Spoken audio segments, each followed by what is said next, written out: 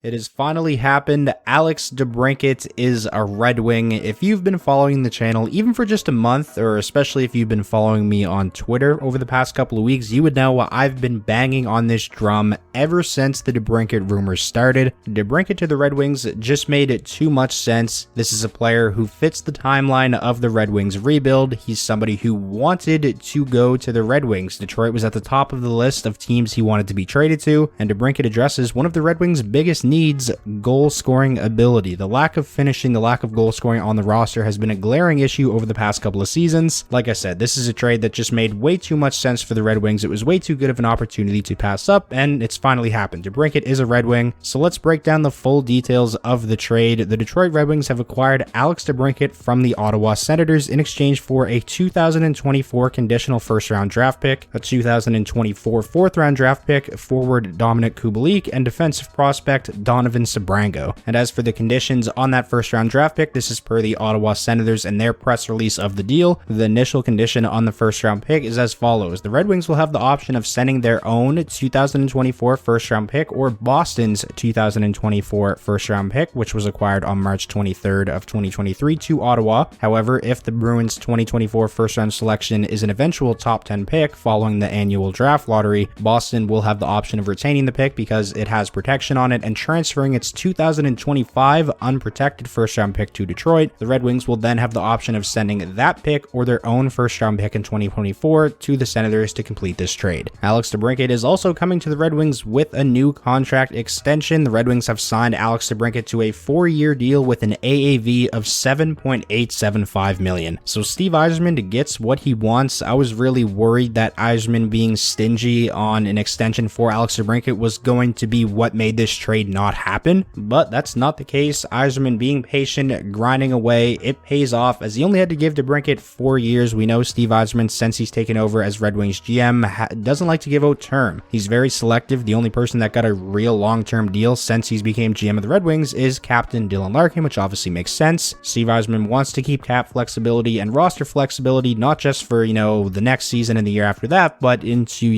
the next 4 or 5 years as well. So my initial thoughts on the trade, on the return that the Ottawa Senators got. I know right when the trade broke, I've seen a lot of people saying, oh, fleeced by the Red Wings on Twitter, all this kind of stuff. But honestly, I don't think the Senators did that bad given the situation. They had absolutely zero leverage here. Everybody knew that the Red Wings were one of the only logical landing spots, one of the only teams that would be willing to give up significant assets for Alex Debrincat that also had the cap space to sign him to an extension. This return for Ottawa is right around what I expected. I figured that they would want a roster player that can come in and help them right away. They get that in Dominik Kubalik. I figured they would also be getting one of Detroit's first round picks next year. They are getting that. And then also you get, I would say C, B maybe level prospect in Donovan Sabrango. Not a blue chip prospect by any means, but he's a solid young defender who's had some strong seasons in the AHL. But let's start with Dominik Kubalik. He's a 27-year-old winger, has 1 year left on his contract at a cap of $2.5 million, which is a very team-friendly deal. Kubalik is coming off of a very strong season with the Red Wings where he finished third on the team in goals and points, 20 goals, 45 points in 81 games. He's somebody who's definitely going to add some nice depth scoring in the Senators' middle six. Not sure if he's going to be on power play 1 or not, but if not the first unit, certainly on the second. He's got a great shot, and if Kubalik can score 15 to 20 goals with the Senators next season, and then you get Josh Norris back, maybe he scores 25 to 30 goals, that obviously more than makes up for the goals you're going to lose with Debrincat being shipped out. And then of course Donovan Sabrango, like I mentioned, not a blue chip prospect. He was a 3rd round draft pick by the Wings in 2020. Not a defenseman with a ton of offensive upside, but he has a strong defensive game. Only 21 years old, certainly a player who could still develop into an NHLer at the very least. And as far as the 1st round draft pick goes, honestly, I was a little bit surprised by the condition. I thought that the condition was going to be the Senators will get the better of Detroit's 2 1st round draft picks next year, but no, it's the worst. It's whatever one Detroit wants to give Ottawa, but still a 1st round pick nonetheless. And then of course you get the 4th as well. So as much as this might seem like an underwhelming trade, again, I feel like this is what we all should have expected: a 1st round draft pick, a roster player, and a prospect. So those are my thoughts on the return for the Ottawa Senators. Are they getting back as much as they gave up for Debrincat at last year's NHL draft? I would say no, but still, given the situation, I don't think they did too bad here. And now let's finish off by talking a little bit about the Red Wings getting Debrincat. Not much I can say that I haven't already said. You guys have heard me go on and on about all the reasons as to why I think Alex Debrincat is a beautiful fit for the Red Wings. He immediately becomes the most gifted goal scorer on the roster. At just 25 years old, Debrincat has two 40-plus goal seasons under his belt. He's somebody who's certainly going to help the Red Wings' very mediocre power play. I'm very excited to see what a potential duo of Alex Debrincat and Dylan Larkin is going to look like. I imagine that's where he's going to be starting the season, on Dylan Larkin's wing.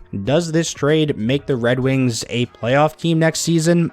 It certainly gets them a lot closer, I will say that. I'm not going to sit here and say that they're a lock to make the playoffs or anything like that, but this is a team that is going to be competitive and should be at the very least in the playoff hunt. I still think the Red Wings blue line needs a lot of work, and even though Debrincat is a star player, I wouldn't call him a superstar by any means, not one of the true high-end game breakers in the league. The Red Wings roster still lacks a player like that, but now you're getting a guy who's at least close to the same level as Dylan Larkin, I would say. Looking at Red Wings line projections for next season, now factoring Alex Debrincat into that, I'm liking what I'm seeing. I think this is a team that's very deep. If the Red Wings can get a very strong season out of Ville Husso, maybe a big breakthrough from somebody like Lucas Raymond, Kopp bounces back from last year, Confer has a strong first season, who knows, man? Anything can happen. I'm just super excited that this trade is finally done. We've known that it was probably going to be the Red Wings for like weeks now, but there was always still that possibility that the trade could fall through, but that is not a possibility anymore. Alex Debrincat is a Red Wing, and I'm pumped. But those are pretty much my thoughts on the deal that sent Alex Debrincat to the Detroit Red Wings. As always, I want to know what you guys think, especially if you're a Red Wings fan like me, or if you're a Senators fan. Let me know how you're feeling down below. If you guys enjoyed this video, please be sure to leave it a like. That is the best way to show your support. And most importantly, if this was your first time checking out the channel and you want more NHL content just like this all summer long, be sure to hit that subscribe button, and I will talk to you all soon.